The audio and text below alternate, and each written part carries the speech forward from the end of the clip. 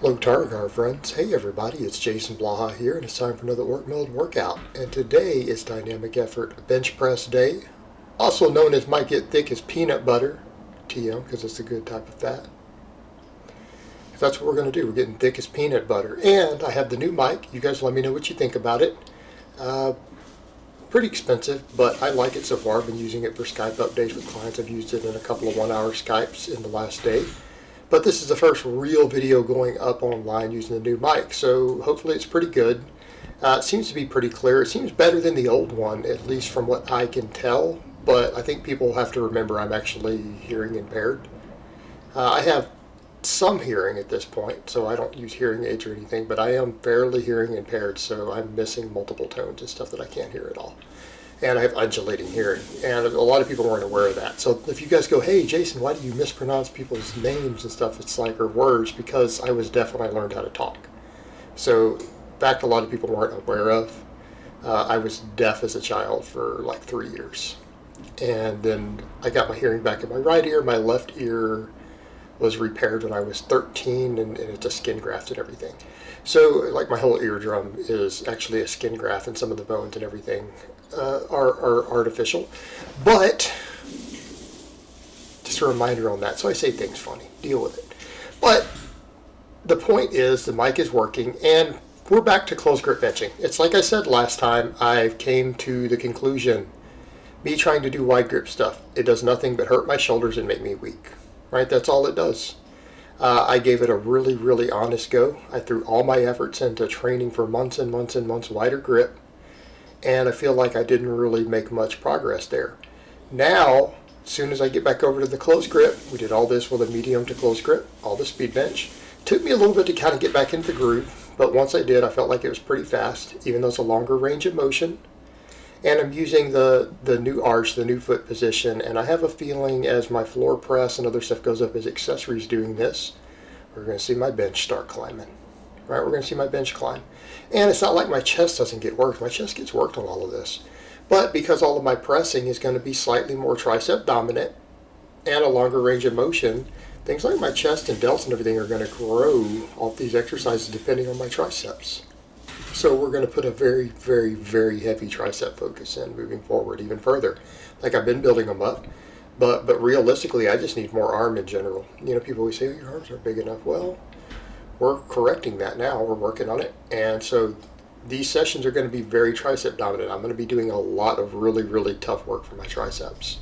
And because I know that my benching and everything else is going to be limited by it. And that's what people need to remember when it comes to developing muscles. A lot of times your big lifts that are putting size on you, the weakest muscle in the chain, when it grows, it makes everything grow. Why? Because you get stronger. And I'm not just talking about on my maxes, I'm talking about for the dynamic work, because we run that off percentages of maxes. All the supplemental lifts, the floor press and the overhead pressing. If my weakest muscle in that chain gets bigger and stronger, or the more dominant muscle there, everything grows. And that's the point. We're trying to maximize body composition, and that's working. I've been recomping, I've been gaining muscle, losing fat all year. We're going to keep it going, keep it moving forward, and then it'll turn into peak strength over time as I do a lot of this stuff. And I think some people are kind of saying, well, why isn't your strength here or there? Well, I think you guys are about to be surprised. I'm just now starting to pull heavy again. We're fixing all the grip and all that stuff. And again, I think people are going to be surprised. And the same thing with the box squat. I'm box squatting off of a deep box and off of a box over 500 pounds. That is not the same as having a barely 500 pound squat. And anyone who box squats deep understands exactly what I'm saying. That's not a 500 pound squat. So you guys got to remember that. Some people have brought that up with someone like certain other people who weigh less than me at similar heights, like, but they squat as much. Do they squat as much? They don't necessarily squat as much. And the squat is the muscle, is the lift most tied to muscle mass versus strength out of all the big three. Bench is number 2, but it's exclusive to the upper body. But I think that we're going to see now that I've gone back over to the tricep dominant type bench, it doesn't put my shoulders in a compromised position. If I just bring my triceps up, my bench is going to climb. So again, it's probably not overall as weak as people might be thinking. But just stick around, guys. Stick around for the next couple months and watch and see. But I have a feeling based upon this and based upon the fact that my floor press is already stronger, measurably stronger, the bench will be climbing back up. The bench will be climbing up. So for those curious with that, that was 45% plus 25% change. Now I had to adjust the chain slightly. I noticed I don't like it if they don't quite touch the bottom, so I dropped them down. And just in case I lost a little bit of chain weight, I actually went over 25%. So for people curious, I actually had like 8 pounds more on the chains than what my calculation should have been to give myself a little wiggle room for them to drag the floor. Then we went to the floor press. All right, I started with 205. It was too easy. Okay, it was too easy for sets of 10. Now with the wider grip, even with the shorter range of motion, 10s were limit sets. I was struggling, absolutely struggling to complete them. I went up 10 pounds, 215, and these were challenging, but I just have to adapt to the new form and keep the triceps growing, because the thing is, yes, I feel all of this in my triceps more. I still feel everything else working. My pecs and delts and everything else, I feel them, but I can tell that the load is a little more tricep dominant. And I know that I need to bring my triceps up, which we're doing every week. But even then, in spite of that, the poundages went up. I just jumped up 10 pounds. And these felt easier. They felt easier than the 10 pounds lighter with the other. They were challenging, but I got them all. And it was all controlled, everything clean, nice, good sets. But I felt my triceps a lot more afterwards, and that's a big difference. I didn't feel the shoulder and everything, but I felt my triceps. So yes, I'm stronger, but I can also tell at this point on all this pressing that because it's more tricep dominant, they are the weak link. They are the weak link in all these supplemental lifts with the narrower grip, and I felt them pretty lit up after this. So we've got to bring the triceps up. So what's the next goal? Get to 5 by 10 with this floor press with a closer grip for 225, right? 5 by 10, 225 with a close grip on the floor press. I think will be pretty good. I think we'll see a substantial bench increase off that. But that also means I've got to keep beating the triceps because I can feel the difference. So I already know on my flat bench how it's going to carry over. Do I think my flat bench would be up if I were to test it next week? Yeah. Yeah, especially with the closer grip because all the supplemental work is stronger and faster. And I did my last test, even though it was technically just as good as my previous one and it was faster, it really fatigued me and I felt everything cramp up. It was with the wide grip. I'm already immediately a 10-pound jump on supplemental work like the floor press. So I know it would be up, but we're going to make sure it goes up. All right, we're going to build all this up. Going to rotate through in typical conjugate fashion. What does that mean? We rotate through the other supplemental lifts and we see how much they PR by. And when they PR'd substantially, then we come in and hit the other, because the goal is to try to PR every time. And we didn't see that right this last time because of the wider grip. So this system, we have to always PR, okay? And that needs to be made clear. That's one of the reasons this system is so effective psychologically. The max effort work builds confidence.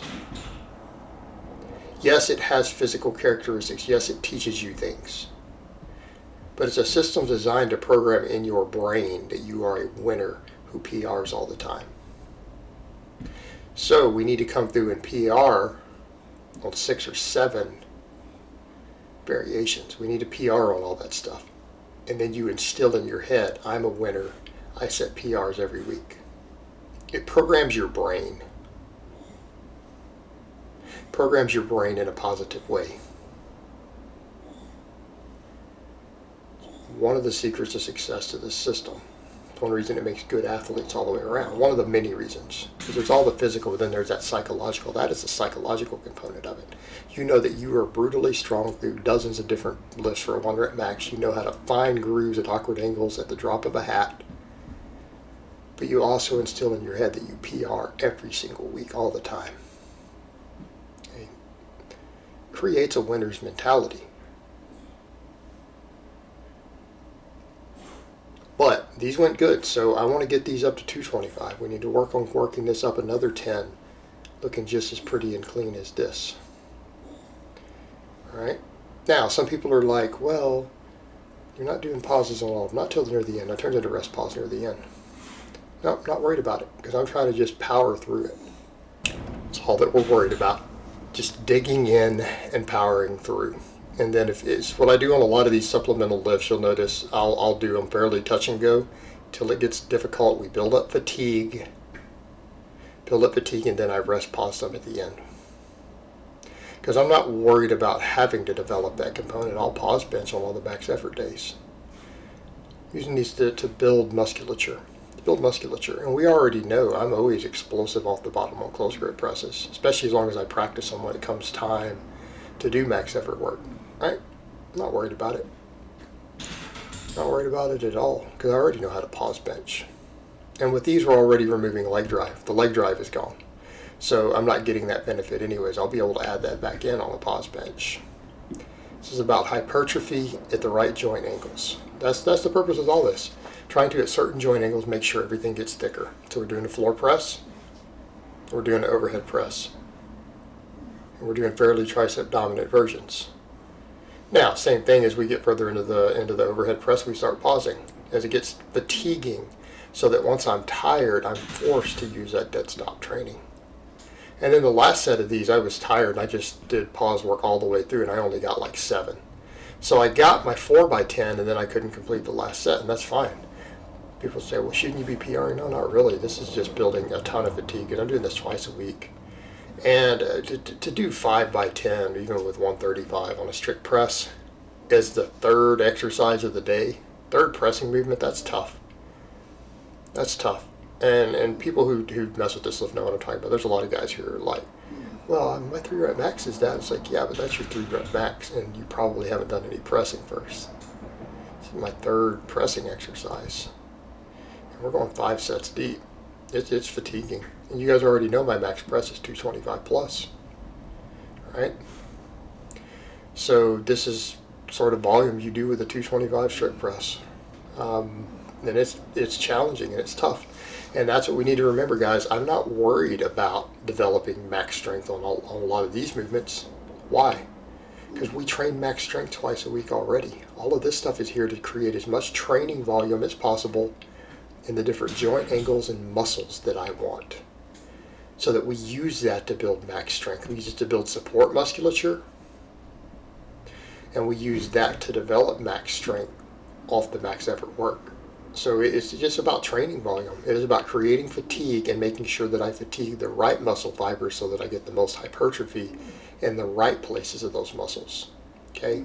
It's not just about making certain muscles grow.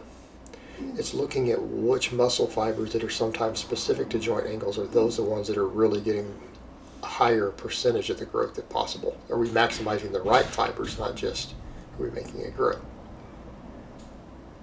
And so I'm picking specific exercises. But those were tough. That last set was it. That's all I had. And we went to our JM floor press. Now that my shoulder, I'm doing the closer grip, I'm not getting the same shoulder fatigue. I'm getting a little tiny bit on a couple sets, but then it was gone. So that shoulder thing is disappearing now that I've gone over to close grip, making these more comfortable. And I just powered through these. The last set was tough. Like this weight I'm using is probably, it's going to be hard to move forward from this weight. I'm going to actually have to use more tricep work to bring this up. Because, we come over to that point of, well, we know if the floor press and the overhead press go up, that the benching will all go up, right? So how do we build that? We build it with this JM press. JM floor press. This works great. Well, how do we keep this growing? Well, we're going to have to do more tricep work to keep this going too. And it's all downhill. And we all know, as I said before, that the best thing we can do is just grow our weakest link. For me, that's triceps right now. As far as my upper body goes at this point, my triceps are my weakest muscle in terms of my overall performance. And it's not that I have weak triceps. I mean, I'm doing JM floor presses with 145 pounds. Okay? That's not baby weight. But they're the weak link. So we bring it up. Bring it up. And if my triceps come up, all these lifts will go up. And if all these lifts go up, I get bigger and stronger across the board. So we use even sometimes the smaller movements to build our other assistance movements, right? We use accessories to build our assistance movements. And if our assistance movements are all improving, everything goes up. Although at this point, these aren't assistance, these are accessory for me, everything done after this. Because assistance movements are the different max effort lifts. Because they have the movement pattern carryover. All this stuff's just about hypertrophy in the right places. But it'll do it. But these went good. They were challenging near the end, and I feel like I can't really do much more on these. In order to progress, I want to get my triceps growing further. So I ended up doing another tricep movement. And I did 3 sets of a good supplemental movement that really finished my triceps off, that I've added before, and I talk about how phenomenal it was. It's time to rotate it back in. You know, and that's the thing with this. People are always like, oh, if a lift is good, why aren't you using it? Because we can only fit so much stuff in. But that lift was really, really, really good. And so I'm going to work it back in. And I have other stand-ins. So it's like if the JM press is stalling like it is, I'm either going to have to add another lift to keep it moving forward, or I'm going to have to adjust a variation of it to go to change or something on it. But I like it. It's a good lift. It's easy to set up too. I don't have to deal with safeties or anything on the floor. It's a faster setup. If I have to go to chains, I'll go to chains. But I feel like supplemental lifts will do it. So I'm going to work on the tricep rollouts with chains, which I had done a video on before. Phenomenal exercise. It lit my triceps up like almost nothing is done before. Now it's time to bring it back in. Since we know the triceps are now going to be the primary focus of my upper body stuff, most important muscle in the upper body to work on, we're going to bring in a phenomenal smaller exercise like that that really hit them in a unique way. Now's the time to incorporate it. And if it stalls, I have another exercise, right? I have another one that I talked about how phenomenal it was. So we can rotate them. And we'll use that to get the JM press moving forward. If the JM press moves forward, overhead press will go up and the floor press will go up. And then all my pressing strength will go up. It took me a minute to get these set back up and figure out how I wanted to grip these chains. Because I would rather grip the chains because I can already just leave them set up and just take them on and off just like I do all the time without having to mess with those straps. It's a little harder to grip chains, but I think I've got it sorted. The first set, it took me a minute to get it into position. To figure out how to grip it to make it work right, but I got it sorted and they went good. And they lit my triceps up. Now I lost count. They were somewhere in the range of 15 reps. But at a certain point, I'm just trying to just crank out reps until the muscle gives out. And definitely got there at the end. I definitely got there on the final set to where my triceps just gave out. They had nothing left. But man, do these really hit your triceps. And if you look at the mechanics behind it and look at what's going on with the chain and the way that it moves, this is like a zero tendonitis tricep exercise. It just gets in deep. God, it hits muscle fibers that I don't normally feel in those triceps. And it's not even about people saying, oh, mind muscle connection. No, it's just straight biomechanics. It's just look at the forces involved. It's just like a deep contraction against the tricep, against accommodating resistance through the strength curve. It really works with the flow of the way the tricep operates. And man, do you feel it. If you guys haven't tried these, try them. You'll see exactly what I'm talking about. You're going to get that deep. It's not even a pump. It's like a sledgehammer hit your triceps. It just feels like they got hit. But they went good. So I hope it's been informative. And I will talk to you guys next time.